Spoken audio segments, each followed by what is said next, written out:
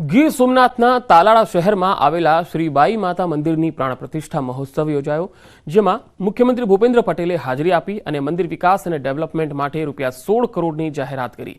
તાલાળા ખાતે હિરણ નદીના કિનારે આવેલ માતા શ્રીબાઈનું નવનિર્મિત મંદિર આશરે 10 કરોડથી વધુના ખર્ચે નિર્માણ પામ્યું છે। મંદિરના પહેલા દિવસે રાજ્યના મુખ્યમંત્રી અને વન પર્યાવરણ અને પ્રવાસન મંત્રી મુળુભાઈ બેરા અને સ્થાનિક સાંસદ અને ધારાસભ્ય અને સંતો મહંતો ઉપસ્થિત રહ્યા। તાલાલા શ્રી બાઈ ધામ ખાતે 4000 કિલોનો પંચધાતુથી બનાવેલ ઘંટનું મુખ્યમંત્રી દ્વારા અનાવરણ કરાયું। આ ઘંટને વર્લ્ડ ગોલ્ડન બુક ઓફ રેકોર્ડમાં સ્થાન આપવામાં આવ્યું છે। આ ઘંટ રાજકોટ ખાતે તૈયાર કરવામાં આવ્યો છે, જેની પહોળાઈ અને લંબાઈ 7 થી 8 ફૂટની છે। ત્યારે યુવાનો જે છે એ બધાને તો ભાજપનું શાસન જ જોયું છે।